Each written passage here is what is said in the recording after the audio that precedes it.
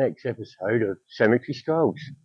We are now at Godshill, quaint little village, which is in the middle of the Isle of Wight, and we're at All Saints Church. Sure, as you'd seen from the beginning, how old this village is. It's not changed much. There's not many old buildings in here. So there is a story to this wonderful church. So I will go into that when I've got some talk over stuff. So yes, and a beautiful summer's day as well. All Saints Church in Godshill, standing on its ancient hill with a huddle of thatched cottages nestling at its foot, is one of the most loveliest of English village scenes, and therefore most naturally one of the most photographed and painted by people not only from over the country, but in fact all over the world. It's popularly known as the Church of the Lily Cross. Legend has it that when Christian missionaries had won convents to the faith, they began to build a church on a level place about a mile to the south of the present village. On 3 successive occasions at night, the stones were removed to the site of the present church. After the first 2 occasions, the builders restarted building the following morning on the site they themselves had chosen. But after the 3rd time, they recognised that the mysterious removings of the stones indicated that the present site was the one God intended for his church. So they built it, hence Godshill, the hill God chose for his church.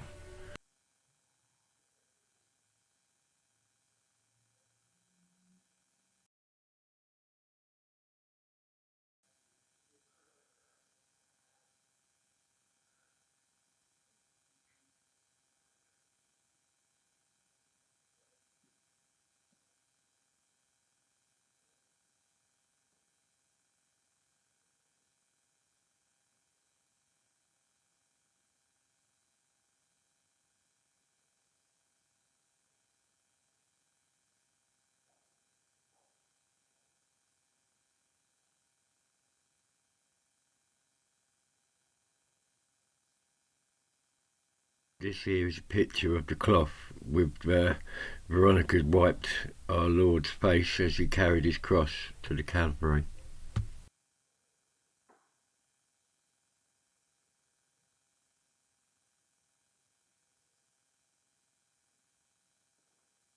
Here we have another Worsley monument. As we would know from the Gatcombe Church, the Worsleys were there, the house was there.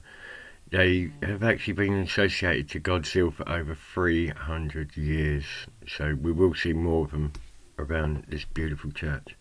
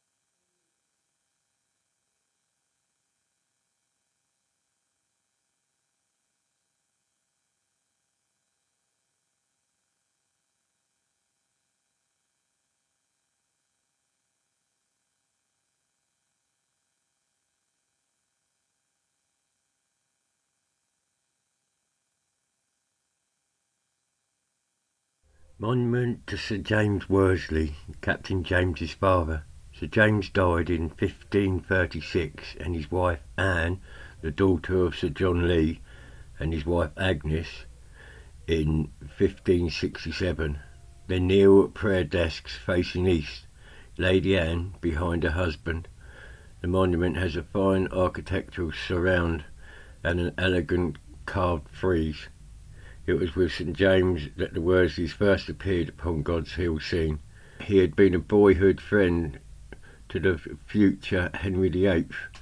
When the latter came to the throne, he became Master of the Robes, and in that capacity he was responsible of the management of the Field of the Cloth of Gold.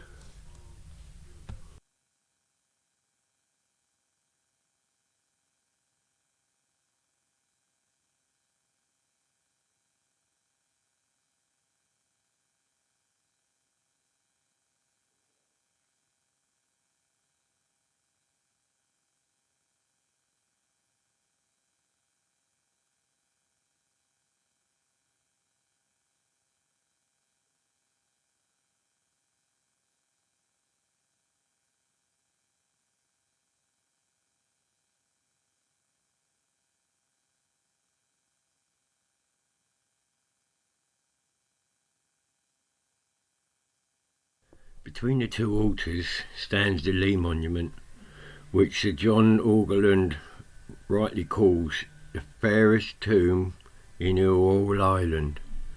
This is Sir John Lee, who died in 1529, and his wife Agnes. Their effigies lie finely carved in Derbyshire Albuster under a finely florided canopy. The whole is an excellent example of monument work in the time of Henry VIII. It is of cane stone, and its prime would have been richly coloured. It bears in similarity to the equally outstanding double effigy memorials of Thruxton and Sherborne St John in Hampshire. All three show an Italian influence and may be work at the same master's hand. A very interesting and very rare feature in this memorial is the bedsmen. These are two monks, one carved on each of the soles of Sir John. They are bearded and each rests his head in one hand while the other holds their rosary beads. His feet surprisingly rest on a pig. In his will, a copy of which can be seen on the column immediately to the west of the monument, he asks for his body to be burnt. Therefore, on high altar, that is where the priest begins the mass, a large monumental slab lies exactly in this position before the present north altar, but unfortunately only the martices of the brasses remain.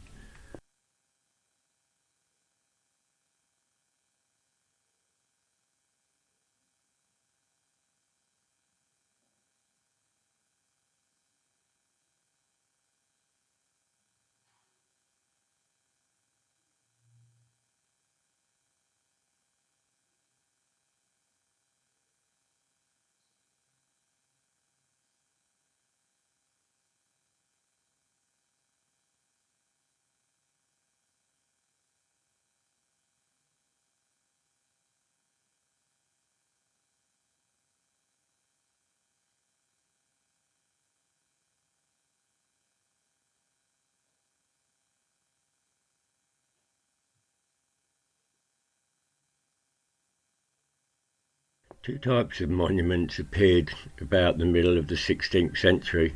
One has no figures at all, but the classic ornament and straps. The other has detached kneeling figures. Here in Godshill Church is an example of each of these types. The monument to the south of the high altar is an example of the first type, which is erected by John Worsley for his elder brother, Captain Richard Worsley, who died in 1565, and also his two sons, tragically killed in a gunpowder accident 2 years later.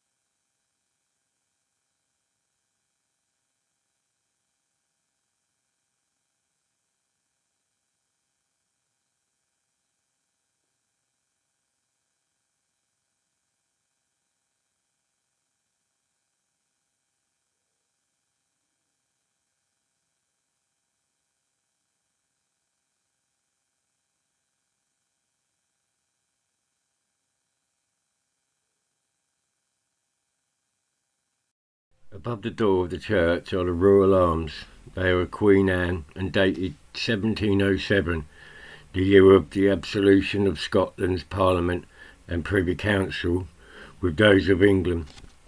It shows the arms of England impaled with those of Scotland, quarterly with the lilies of France and the harp of Ireland. The arms of France came into the royal standard in 1340 during the reign of Edward III.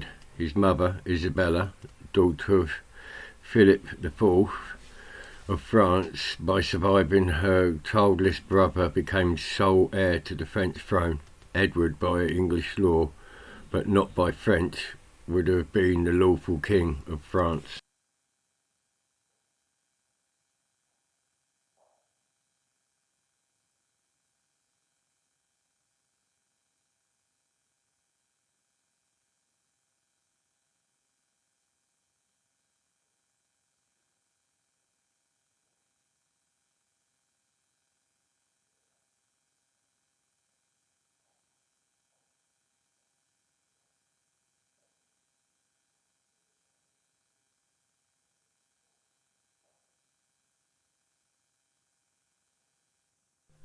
On the south wall of the chancel, just inside the altar rails, is a consecration cross.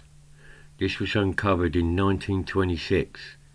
Originally, there would have been 24 of these, 12 on each side of the wall and 12 on the outside. They mark the places anointed and blessed by the bishop when he consecrated the church. Note also the traces of wall painting of a medieval lettering. Very striking too is the large and brightly coloured rood beam, with the attendance figure of Our Lady and St John above the entrance to the south chancel. Rood is the Old English word for crucifix. This erected in 1948 through the inspiration of a previous incumbent, the Reverend H.J. Stone. The bright colours of the rood beam, together with those of the statue of Our Lady and Child in the crossing and the St George by the entrance of the north transept, gives us a little idea of what the interiors of churches were like in the medieval times, namely a riot of colour.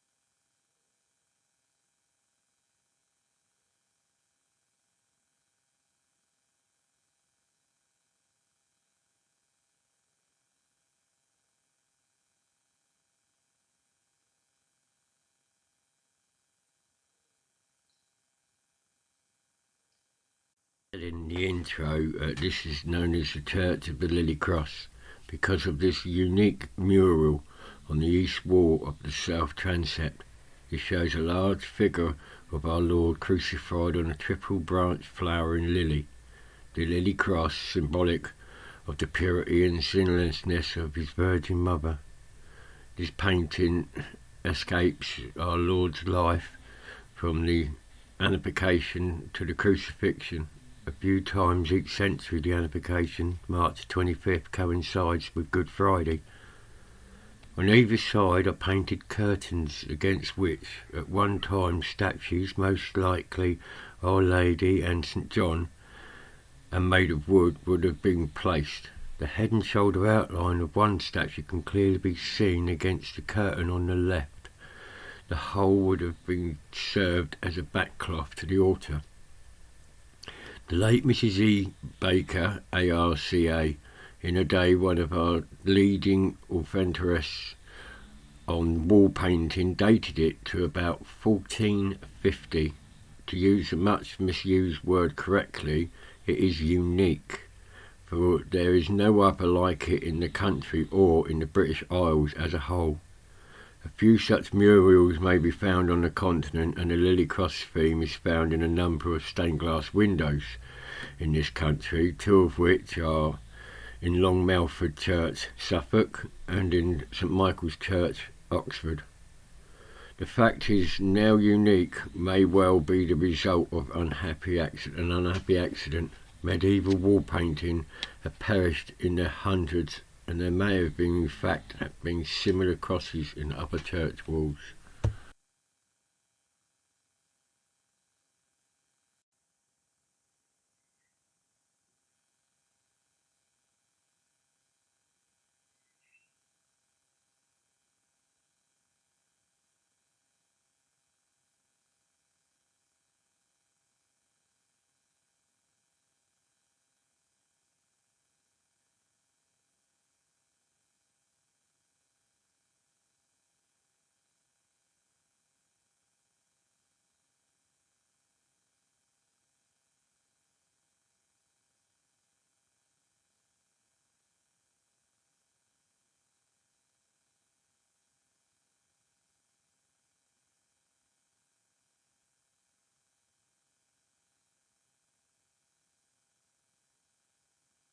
Pray for the soul of Alicia Mary Bartlett, who died March 12th, 1931, aged 63, and her husband, the Reverend P.R.H. Bartlett, Vicar of Godshill, 1892 to 1931, and Ernest Bartlett, who died July 1977.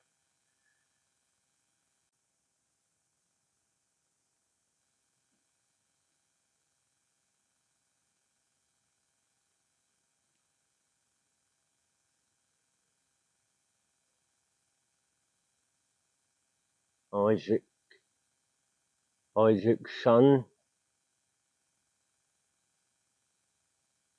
like 29 years, 1818. It's amazing, you can read them clear from a distance, you get to them and it's like, oh, I can't read them, the light's hitting onto it, it's all different.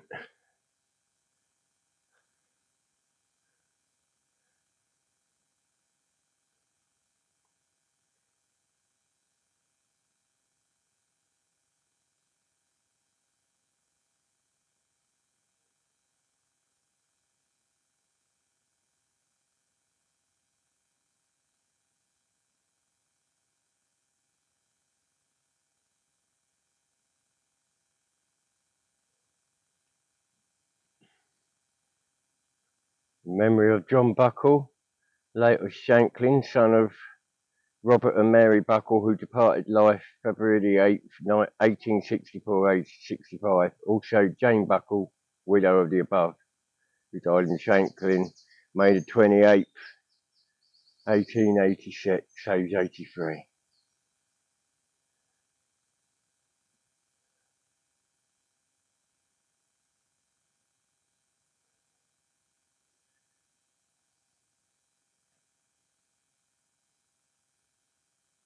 Robert Beavis and Elizabeth Beavis, March the 3rd, 1821 for Elizabeth, age 53. And Robert is January the 28th, 18 something, age 81.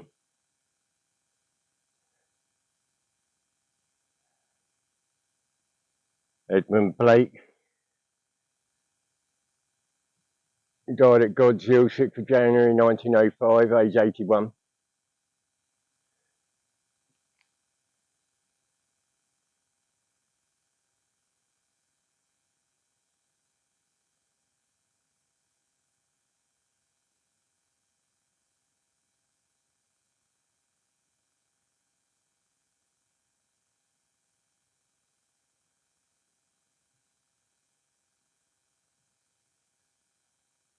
Oh,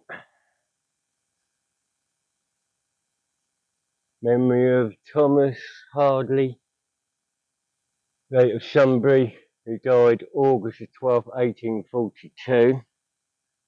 aged 69, and in memory of Rebecca, wife of Thomas Stenbury, who died April the 4th, 1834, aged 66.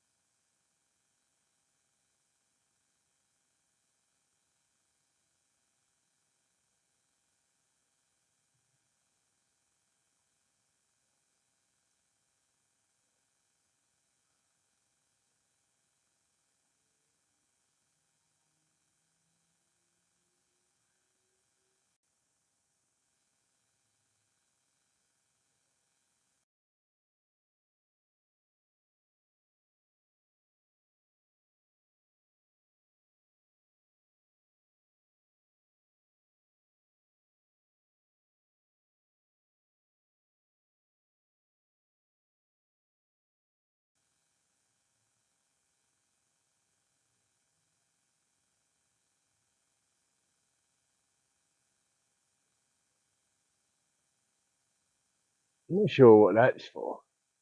If anybody has any idea, let us know. It could actually be, by looking at that now, that's the gutter.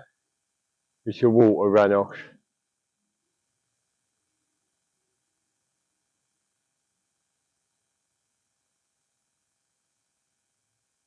We have what's left of a morsel in here.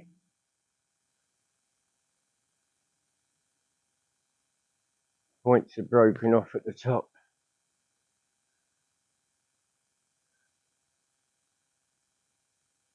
Come back. Edward Elliot, gentleman.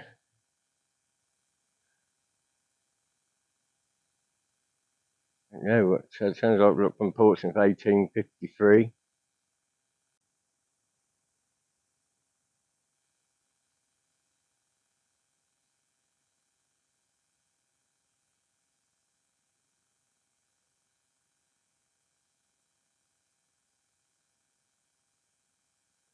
No roof on it.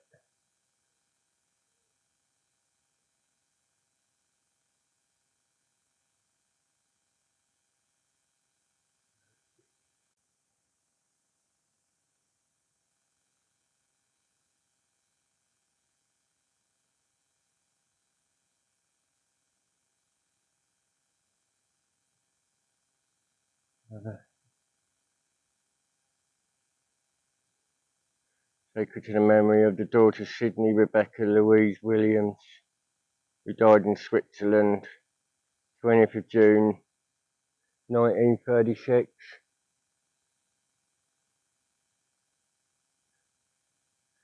Robert Vaughan Wayne Williams, Esquire, of Appledurkham. I don't really see much of that, but I'm sure we can pick it up on the screen. And if we can get down the back,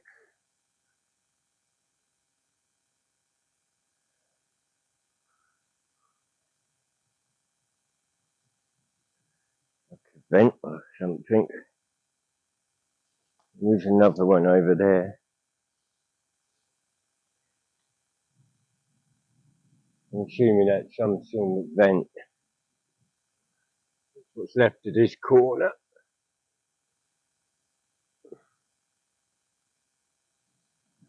Look behind. The whole wall's bulging out at the side.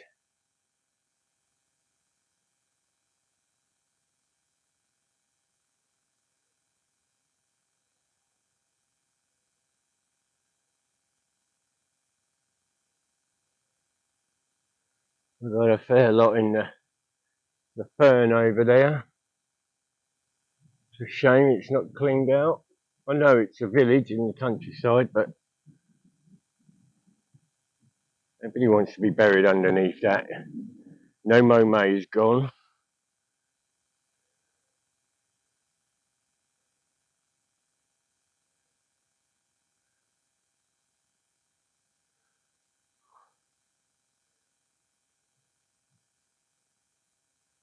Really old door there.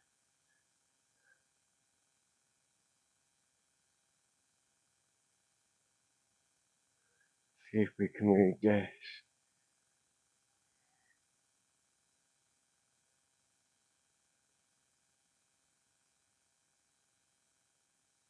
Can't really. No dates I can't see, but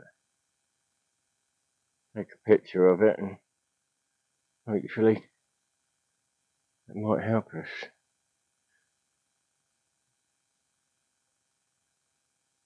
Well, it goes all the way down to the trees over there. So how many you can't see?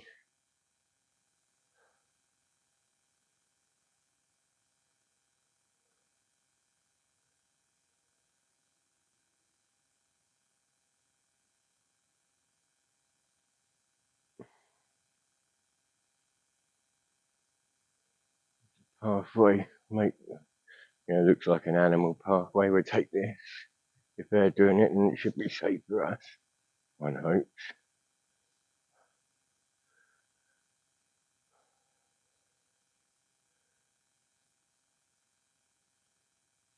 All the way past trees, all the way back there, even in the further distance.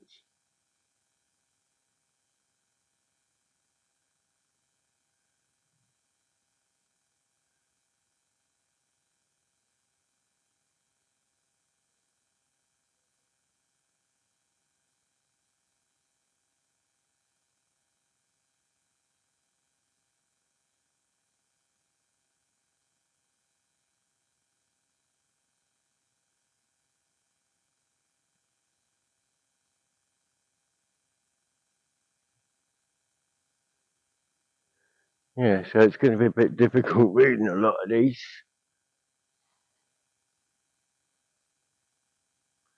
You can't get to them.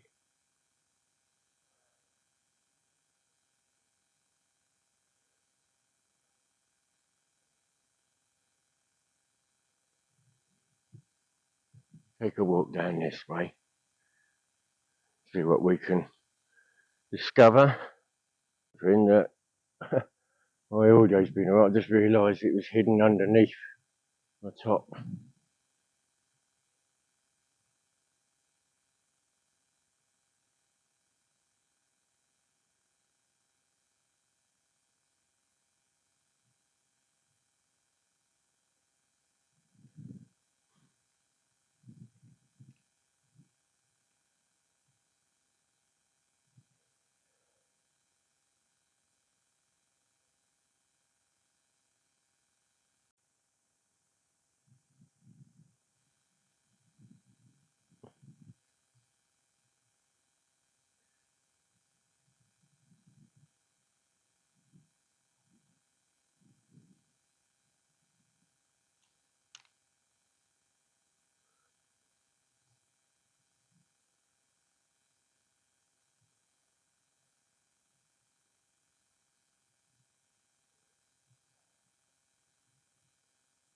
Strolls Civic.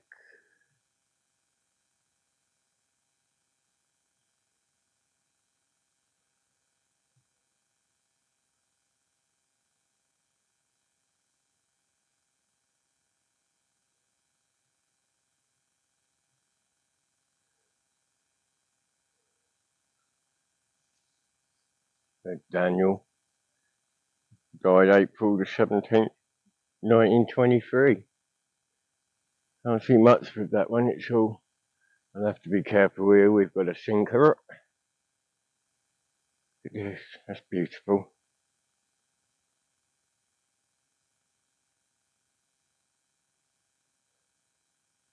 I can't get to that one. Because if that's sinking, I'm not going to test myself. And we've got some really old stairs to come down to this even lower part. If we go up this way, we come back down.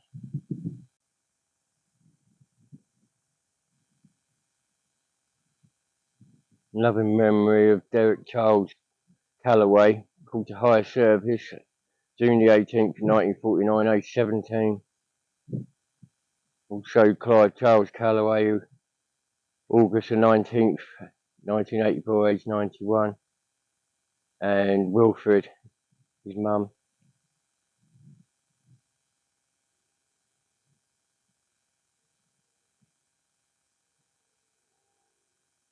It does look pretty here with the flowers though. So it's helping the bees.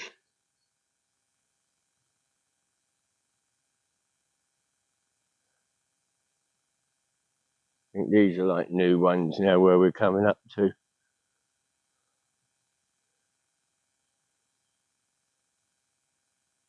Kenneth Gordon Clench, who fell asleep 6th of March 1987, age 72. And also Vincent Wilcox, who died 25th of January 1935, age 78.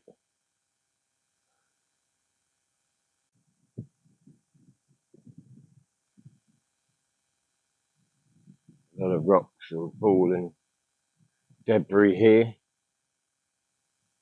I wonder if it's anything to do with a wall before, or maybe the old church.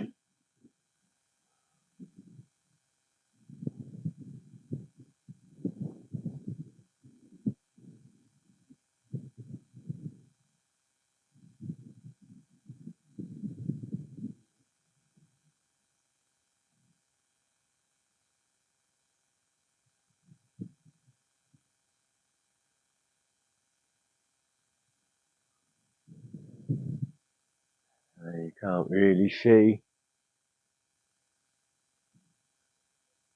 We've got Matthew Buckle, who died December the 1st, 1914, age 50. Also Matthew Buckle, who died March the 6th, 1946, age 79. And Effie May, wife of the above, who died February the 20th, 1953, age 70. This looks like a big family plot here. Hales.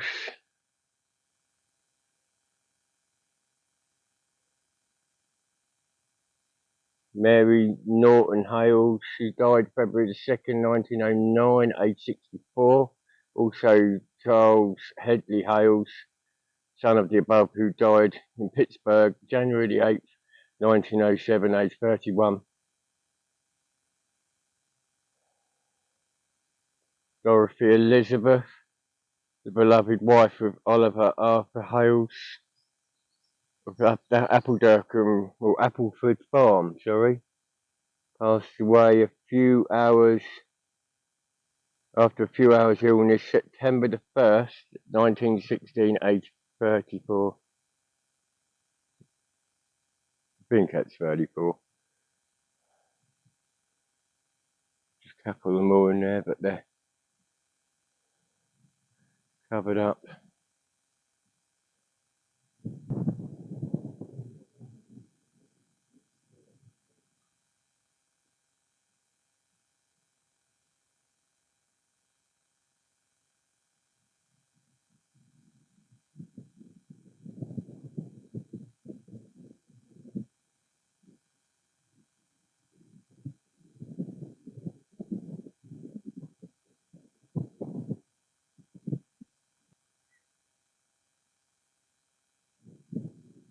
That is beautiful. I've never seen anything like that. That butterfly, I will be checking it up.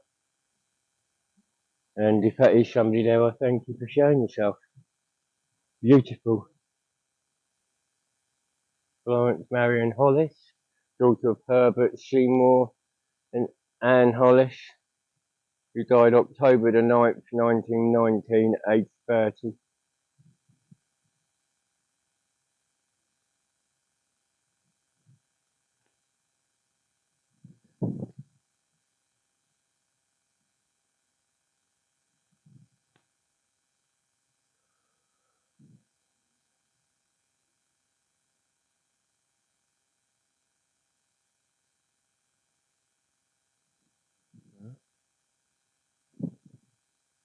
I think that's a new one now. I won't show that. A couple of years now. There's more in the bushes. It's a shame to see such a beautiful churchyard like this just allowed to be. I know no mow May, but we're in June now. Literally starting June, so come on. Somebody needs to mow this. This is beautiful.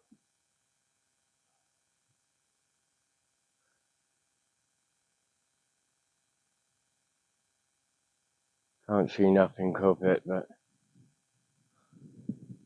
because I'm sure there are some beautiful graves here which could be shown. People remembered. If we could get to them and read them. Loving memory of Mary Jane Butcher, who died the 19th of October 1930, age 60. Beautiful flowers.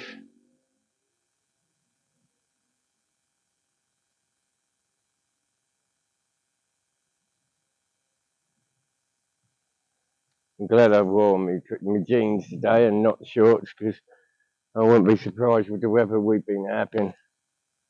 My leg will have been ticked up with everything and anything.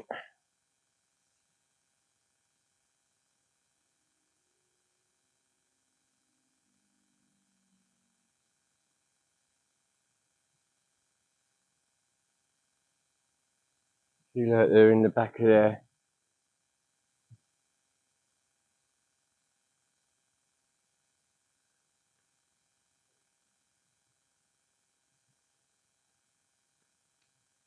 Can't see where you're walking.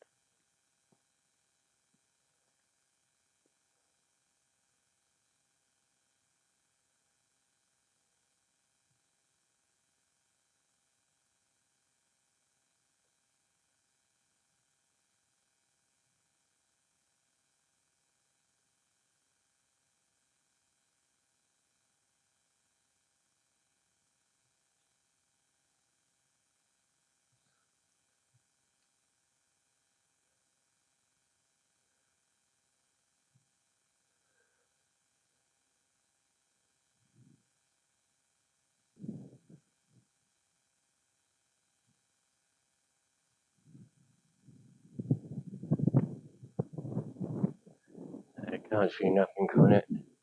Looks like there's a bit of skull and crossbone there, but faded away now.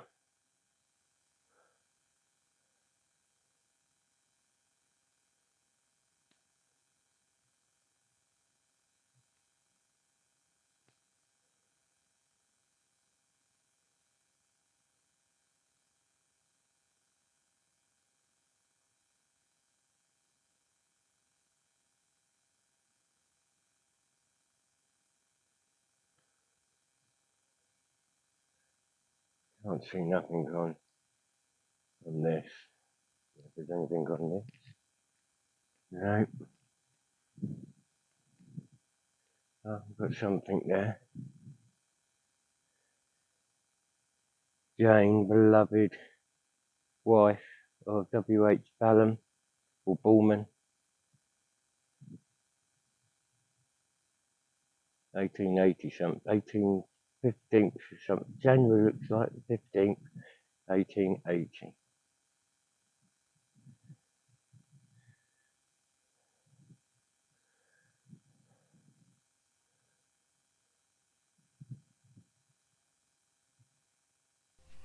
Now the sundial, this is an 18th century, but the lower length of the 3-length shaft of the medieval churchyard cross was is the bottom of this, and then they added the sundial was placed upon it in the last decade of the 18th century. So there's medieval and there is 18th century on this.